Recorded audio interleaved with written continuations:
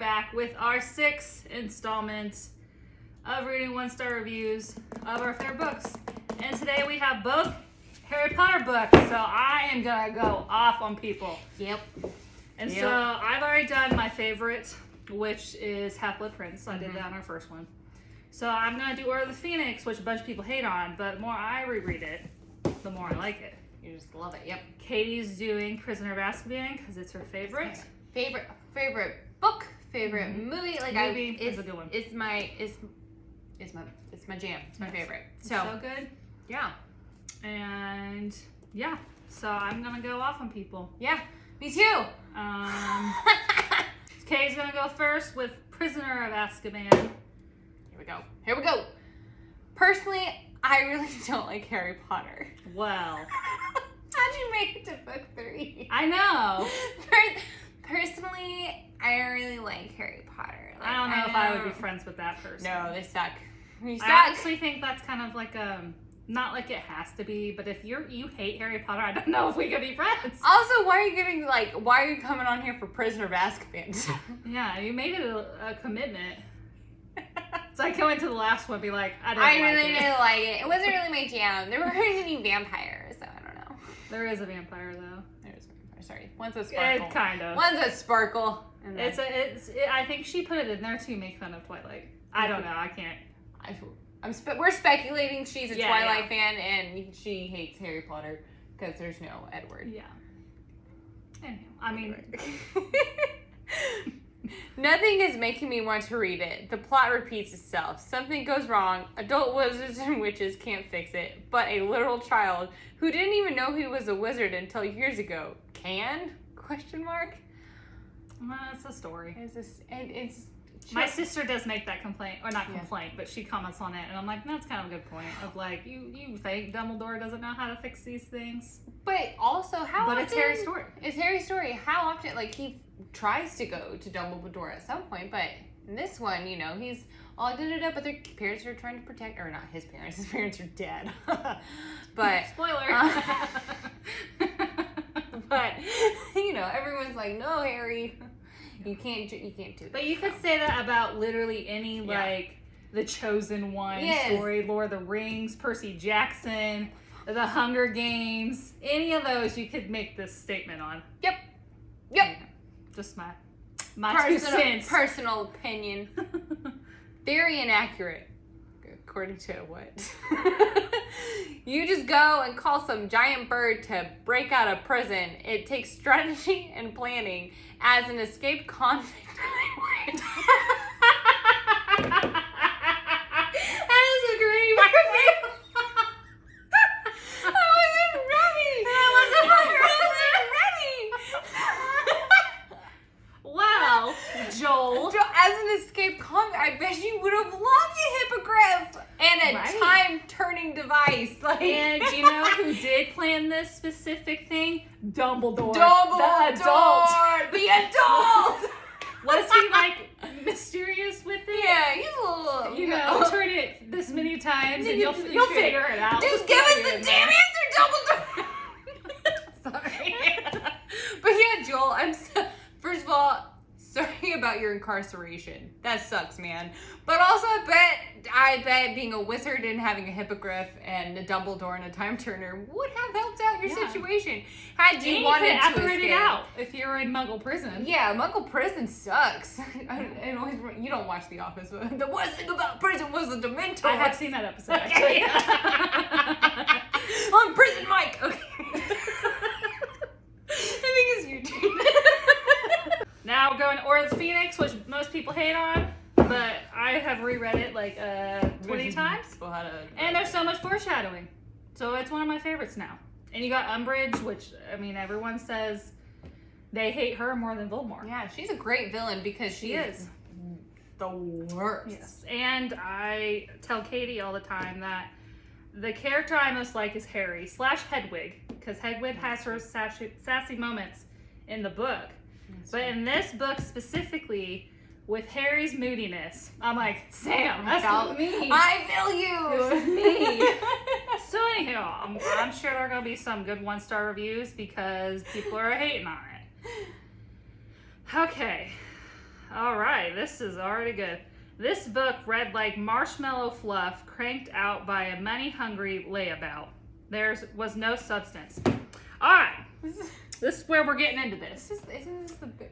Yeah, keep going. This book, if you have not read this, obviously you should have been watching this whole time.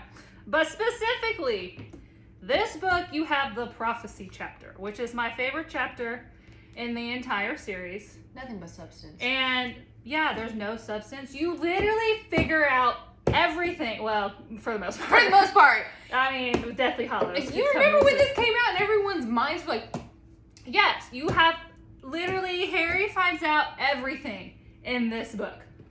That's substance. Everything. Kind of. Almost. And Dumbledore's a little, that's Dumbledore. He's a little mystical creature. But I love him. He's my favorite character. So, no substance. Did you finish it? Did you get to the end? Did you read that chapter? No, you find out You didn't. why Harry and Voldemort are connected. Like this. Yes. Neither can live while the other survives. Dun dun dun! I mean, how is that not figuring stuff out? Also, you find out Tree Lolly's not just a joke. Well, she is a little bit, but she's the real deal too. Anyhow. Is that where in this book? What one? What? I didn't hear what you said. I was fuming in my brain, but I was like, what? What were you saying? That's the book where you're like, oh, Tree Lolly, way to go. You actually can do things. Trelawney? It's like Tree Lolly. It reminds me when I was reading Divergent, I called him Tobias. Anyway, that's not part of it. Yes, you do find out that she but in the third one you find out a little bit too. That's true. That Voldemort will be reunited with Wormtail once more. He'll be reunited with his servant, who brings back Voldemort. That's that one. But you also find out in this because Trelawney, spoiler, is the one who had the prophecy of Harry. Everyone. And that's why Voldemort went after Harry. Emmett It's Thompson. because he had found out of that prophecy.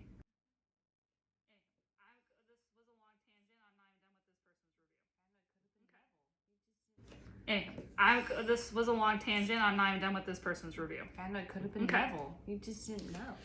Harry was an emotional turd for the entire book, including pages of him yelling in all caps at his friends because they just don't understand him wham. Okay. Let me actually finish this before I continue. That's fair.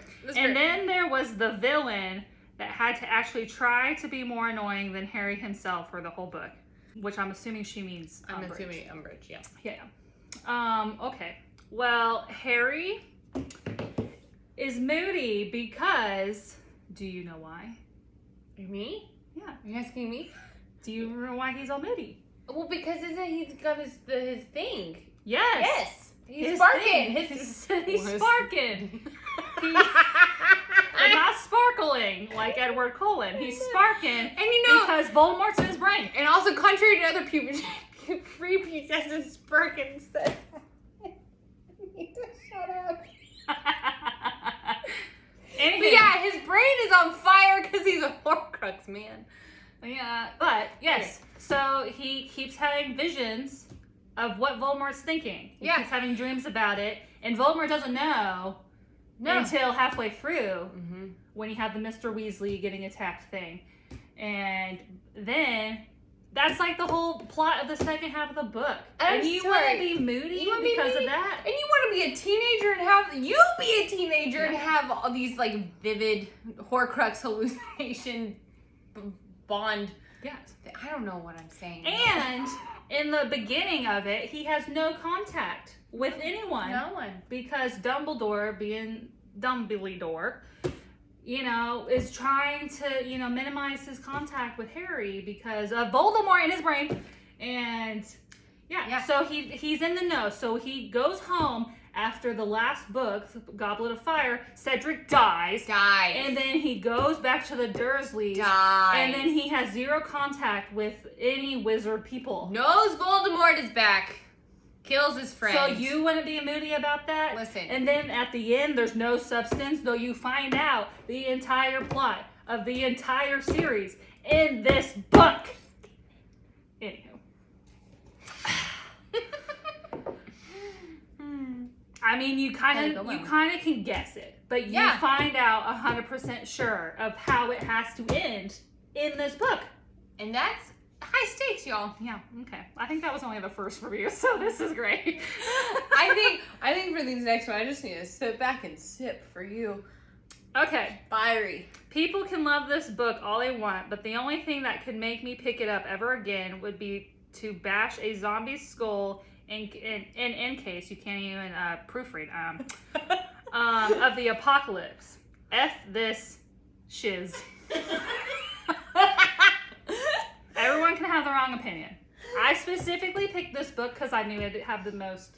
Yeah. Well, actually, I don't know. I was like, these are pretty good. But it would probably have the most bad reviews about it because everyone hated it at the beginning. Which I didn't love it as much at the beginning either. No. But now that I've read them 800 times, it is, it's a contender for my second favorite. Also, it could bash a zombie's skull because it has so much substance.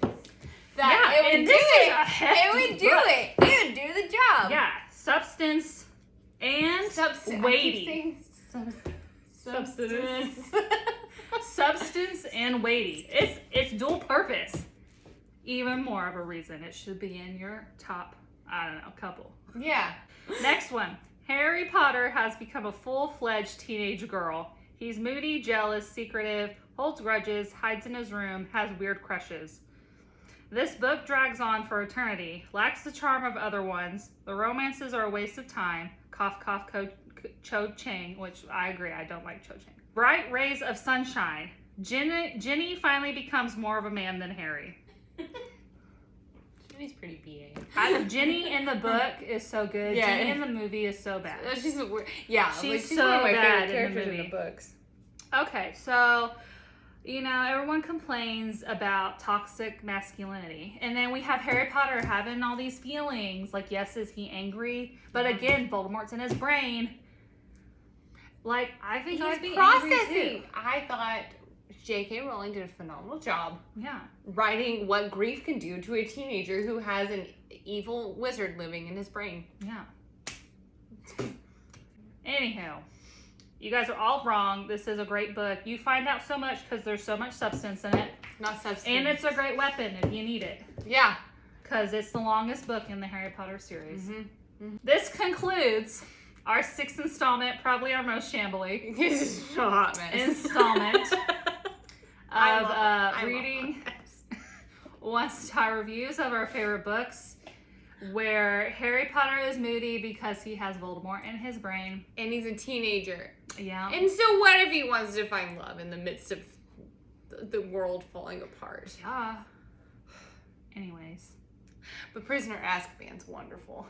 Yeah. All these people are wrong. They are. Cheers to Katie and I. Not these people. These people are the worst. Mm-hmm. We're the best. Till next time.